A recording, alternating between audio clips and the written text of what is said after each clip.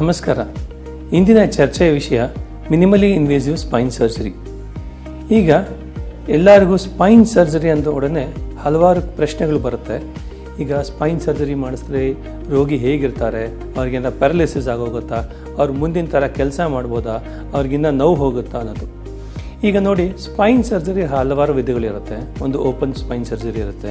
ಹಲವಾರು ಜನ ಇನ್ನು ಹಳೇ ಇದರಲ್ಲಿ ಮೈಕ್ರೋಸ್ಕೋಪ್ ಇಲ್ಲದೆ ಇರೋ ಟೈಮಲ್ಲಿ ಫುಲ್ಲು ಓಪನ್ ಮಾಡಿಬಿಟ್ಟು ಸ್ಪೈನ್ ಎಲ್ಲ ಆಪ್ರೇಟ್ ಮಾಡ್ತಾಯಿದ್ರು. ಆ ಟೈಮಲ್ಲಿ ನಮಗೆ ಎಕ್ವಿಪ್ಮೆಂಟ್ಸ್ ಇರ್ತಾ ಇರಲಿಲ್ಲ. ಸೊ ಅದರಿಂದ ಎಷ್ಟೊಂದು ತೊಂದರೆಗಳು ಬರೋದು, ನರ ಕರೆಕ್ಟಾಗಿ ಡಿಕಂಪ್ರೆಸ್ ಆಗ್ತಾ ಇರೋದು, ಹಾಗೆ ಇಶ್ಯೂಸ್ ಇರ್ತದೆ. ಈಗಿನ ಪರಿಸ್ಥಿತಿಯಲ್ಲಿ ನಾವು ಮಿನಿಮಲಿ ಇನ್ವೇಸಿವ್ ಸ್ಪೈನ್ ಸರ್ಜರಿ ಅನ್ನೋದು ಮಾಡ್ತೀವಿ. ಅದು ಏನಂದರೆ, ಈಗ ನಮ್ಮದು ಪ್ರಿಸಿಷನ್ ಇನ್ಕ್ರೀಸ್ ಮಾಡಲಿಕ್ಕೆ ನಮಗೆ ಇಷ್ಟೊಂದು ಎಕ್ವಿಪ್ಮೆಂಟ್ಸ್ ಯೂಸ್ ಮಾಡ್ತೀವಿ.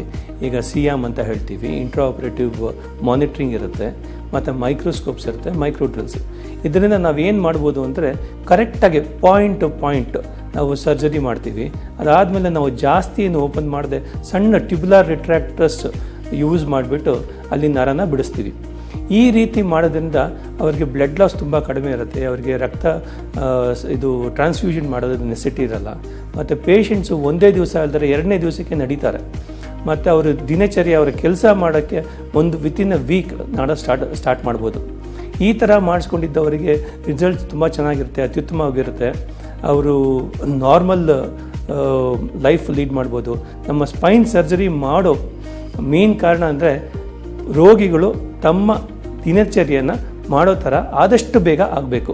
ಅವರು ಸೊಂಟ ನೋವು ಇಲ್ಲದೇ ನರದ ನೋವಿನಿಂದ ಬಳಲಿಸಬಾರ್ದು ಅನ್ನೋದೇ ನಮ್ಮ ಇಚ್ಛೆ. Thank you.